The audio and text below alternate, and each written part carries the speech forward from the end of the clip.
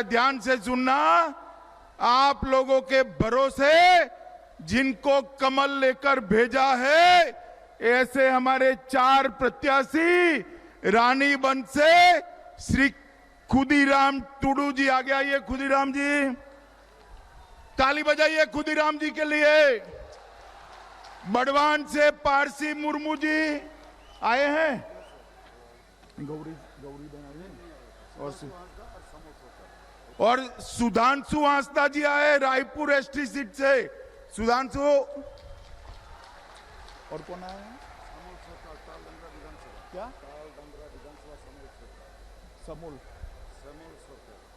Small सरकार जी आए हैं। आओ भाई आगे।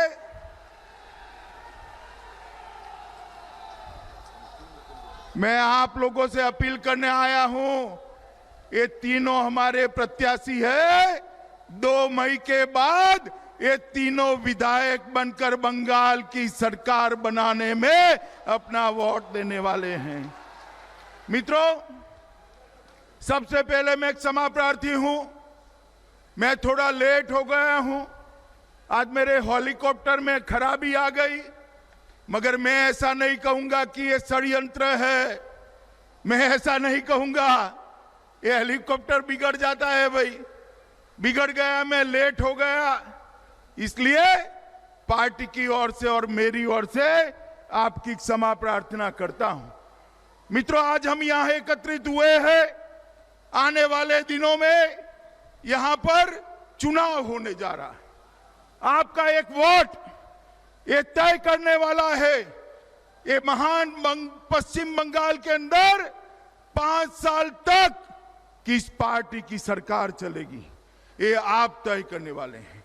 2 विकल्प है। एक और 10 साल से जिन्होंने शासन किया वो ममता दीदी है, जिन्होंने आदिवासियों के अधिकार देने में भी कटमनी मांगा है। कटमनी मांगा है या नहीं मांगा है?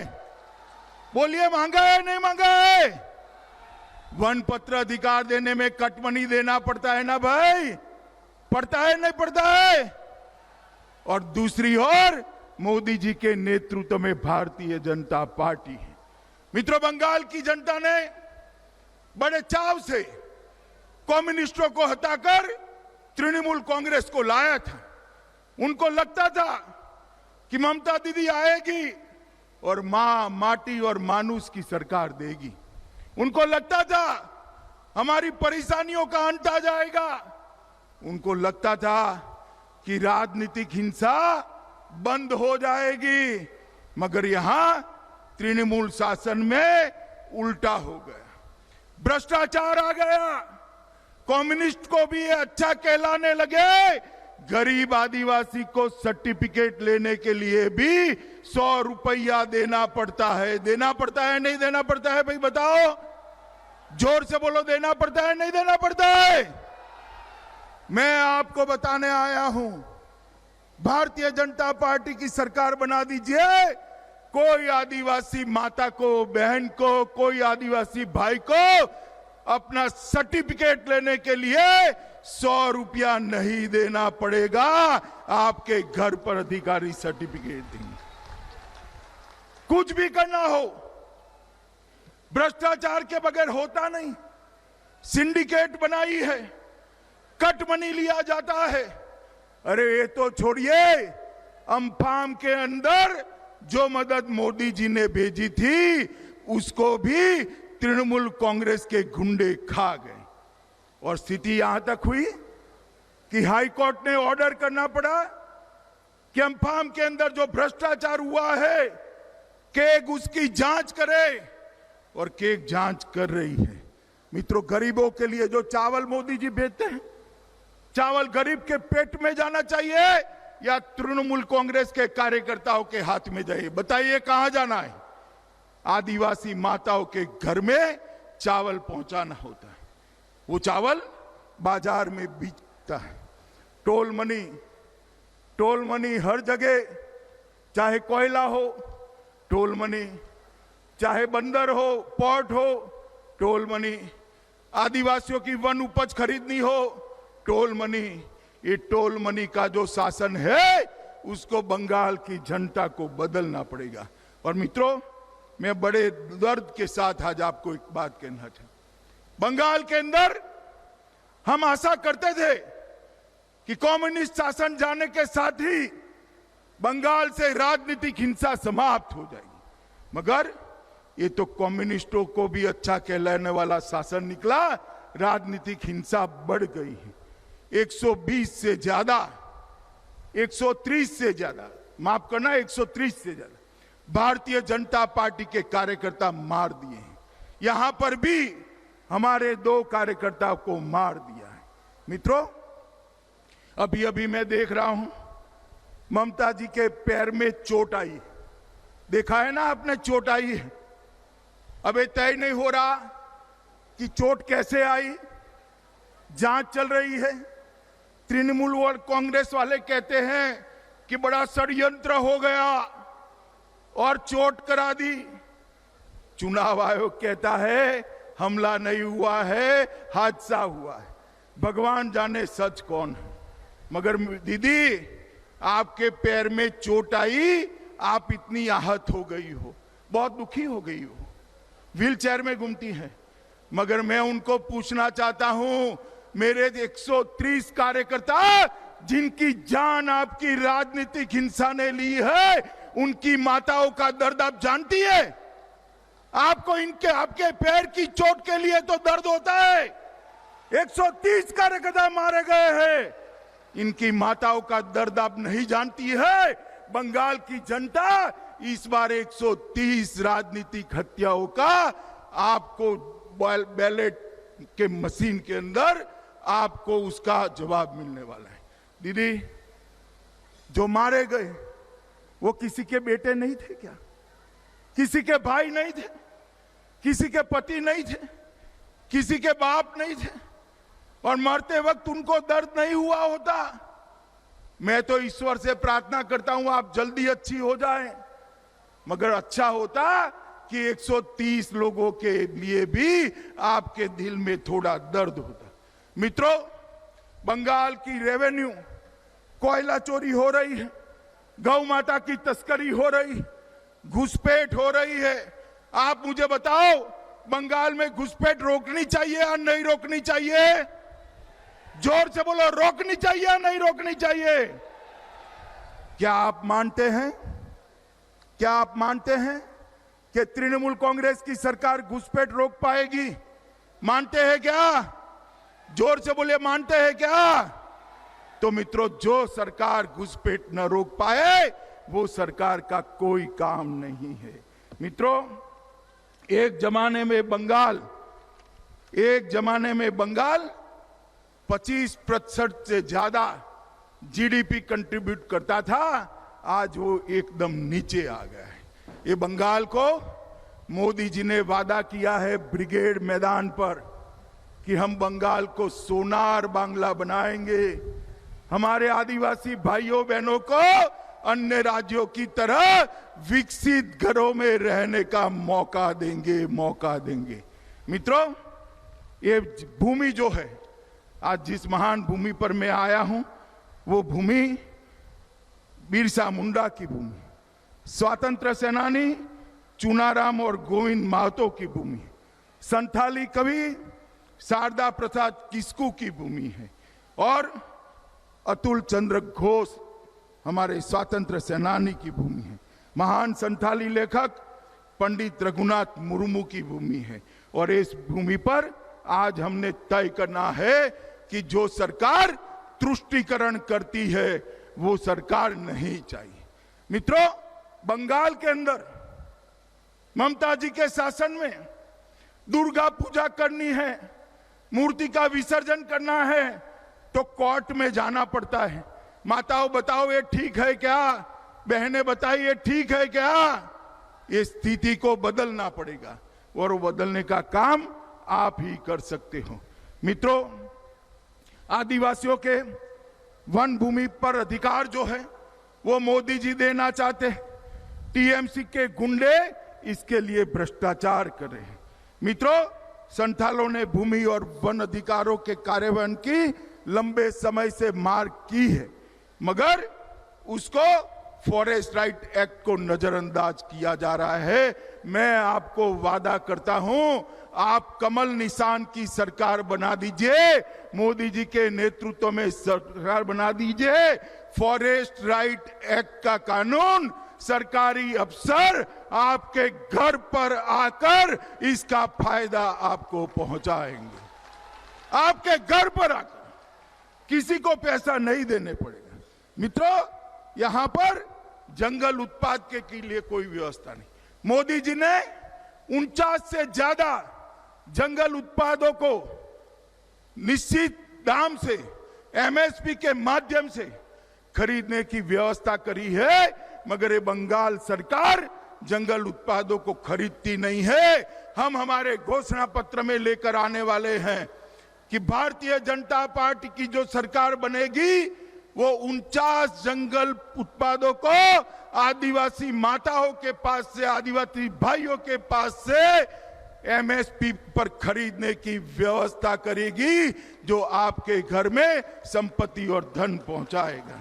मित्रों, यहां पर बांकुरा में लंबित द्वारकेश्वर और गंधेश्वरी सिंचाई परियोजना है। अगर वो बांध बन जाता है, सिंचाई परियोजना बन जाती है, नहरें बन जाती हैं, तो 39,000 हेक्टेयर तक पानी पहुंचता है। पहुंचाना चाहिए या नहीं पहुंचाना चाहिए, बताओ भाई, जरा बोलो, पहुंचाना चाहिए या नहीं पहुंचाना चाहिए? मित्रों, हमने तय किया है, जितनी भी लागत आए, ये 39,000 हेक्टेयर को पानी पहुंचाने का काम ये भारतीय जनता पार्टी की सरकार करेगी। ये जंगल महल क्षेत्र में माताएं अपने बेटे को फोन करती हैं, आदिवासी महिलाएं अपने पति को फोन करती है, तो फोन कट जाता है ना आपका, बताइए, कट जाता है नहीं कट जाता है? आप चिंता मत करिए, भाजपा की सरकार ला दीजिए, यहां टावरों का जाला बिछाकर हर आदिवासी घर में कनेक्टिविटी पहुंच जाए, इसकी चिंता भारतीय जनता पार्टी की सरकार करेगी। मित्रों, बांकुरा जिले में पीने के पानी की कमी है।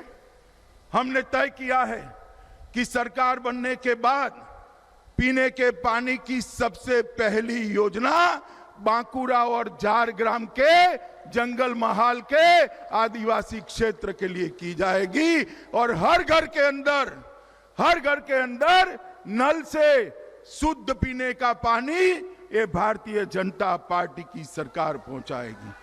मित्रों, जल शक्ति मंत्रालय ने बंगाल के लिए 993 करोड़ रुपया भेजा है, मगर अभी टेंडर नहीं निकलते हैं, क्योंकि कौन कट मनी देगा वो तय नहीं हो पा रहा है। 993 करोड़ में से सिर्फ 121 करोड़ रुपया खर्च करा है। मित्रों, आप चिंता मत करिए, ये सरकार आते ही भाजपा की, हम आपके घर में शुद्ध पीने का पानी पहुंचाएंगे। मित्रों, मोदी जी ये आदिवासी किसानों के लिए और हर किसान के खाते में साल का 6,000 रुपया भेजते हैं। आपको मिलना चाहिए या नहीं मिलना चाहिए, बताइए जरा, माताएं बताएं, 6,000 रुपया मिलना चाहिए या नहीं मिलना चाहिए? 3 साल हो गए, ममता दी आपको पैसा नहीं मिलने देती है।